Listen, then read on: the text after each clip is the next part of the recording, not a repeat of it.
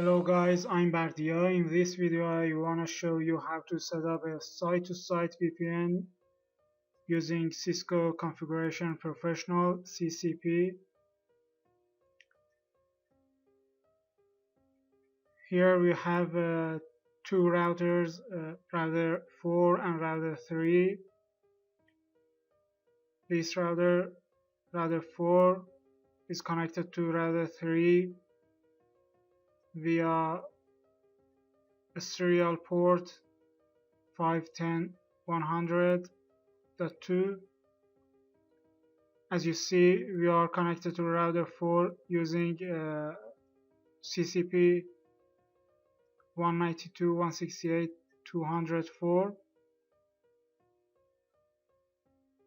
To set up a site-to-site VPN, click Configure, click Security, click VPN, and select site-to-site VPN.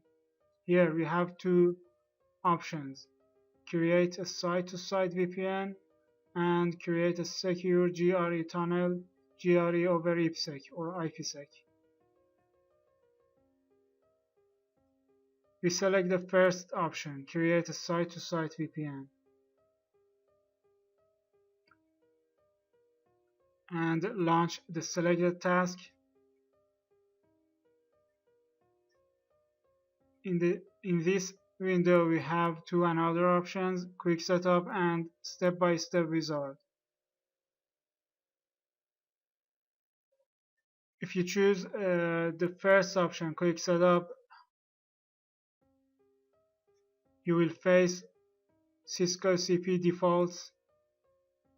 For viewing the default options, click on View Defaults. As you see, there are some default policies, default IKE policies like encryption, triple DES, ESP encryption. But we don't want to use a quick setup. We want to make our own configuration. So step-by-step wizard and click Next. In this window, VPN connection information. Selected the interface for this connection. We need to select the interface that is going to router 3, means the serial interface 510.100.2. So here select serial 00 or whatever the interface is. And here for peer identity we have two options. We can choose the dynamic one. So the Cisco CP recognize the peer, but we want to be sure, so we select the first option, peer with static IP address, and we need to type the IP address of router 3, the remote router, for the serial interface. The IP address of this serial interface 510.100.6.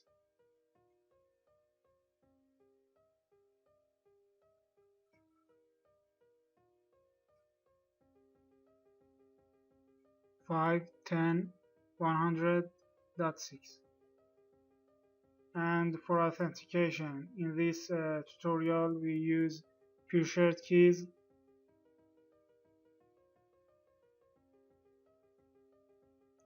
I type a simple pure shared key, but be aware that in production environments you need to choose a strong pure shared key. And pure shared keys should be the same on both routers, the local router and the remote router.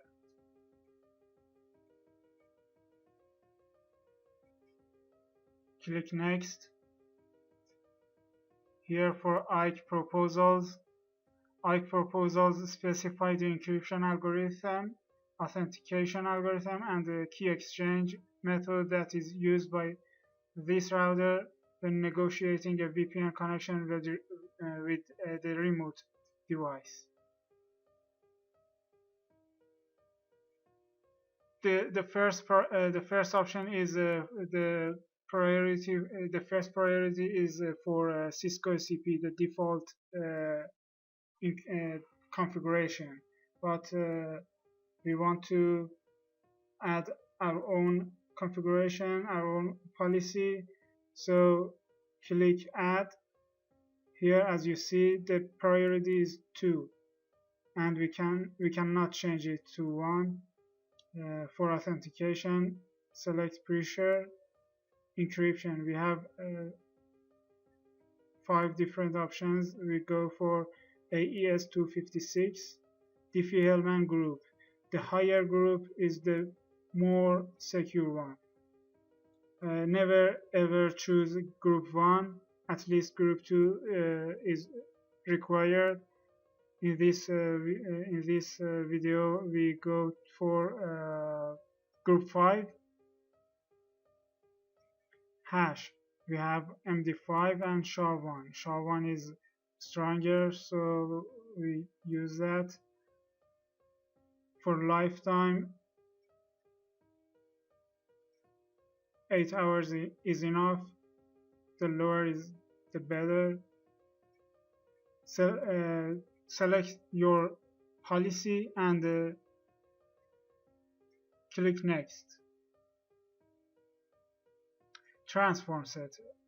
A transform set specifies the encryption and authentication and algorithms used to protect the data in the VPN tunnel. Since the 2 devices must use the same algorithms to communicate, the remote device must be configured with the same transform set as the one selected below. So be aware that the transform set should be matched with the remote router. The transform set that is set on the remote router. I type trans IPsec set. Let me change it to small t. For integrity algorithm, choose ESP SHA HMAC, and for encryption algorithm we have different options.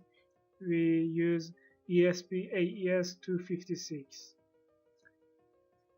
As you see, there are 3 numbers for AES. 256 is better. In advanced options, we don't need to change anyone.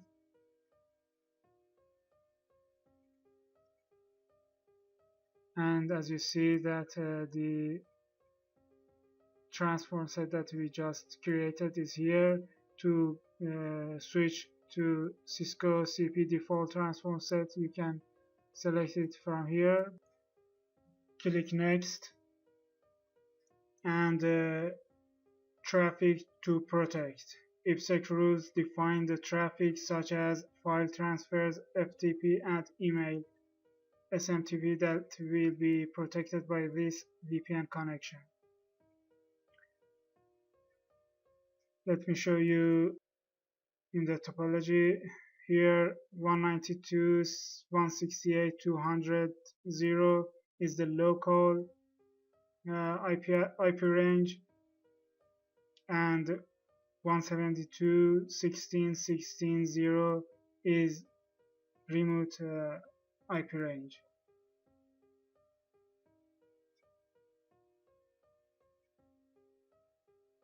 So here for local network you need to type the IP address that is behind router 4,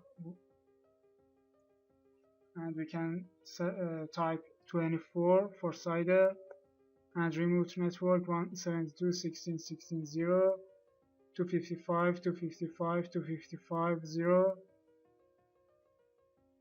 for created an access list for IPsec traffic. We go for it on CLI when I show you how to work with a CLI to create a site-to-site VPN. In this video I don't use it, so click next, and here the summary for the configuration. Check it.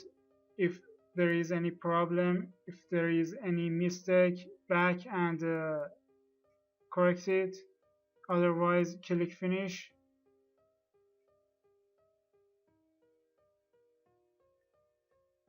Here you can save the configuration to a file. Save it wherever you want.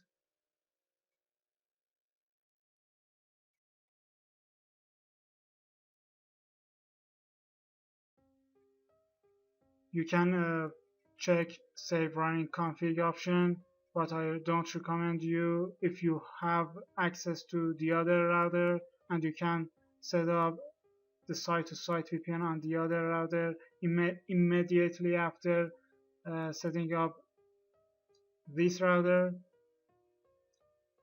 So everything is done on router 4, and as you see the status is down. It's because router 3 haven't set up yet.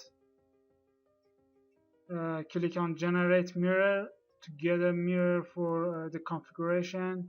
You can use this configuration on the other router. For example, here as you see the IP address is changed, so it's mirrored. For example, permit for the access list, you see that this IP address 172.16.16.0 is the local IP address. Save it if you want and click OK.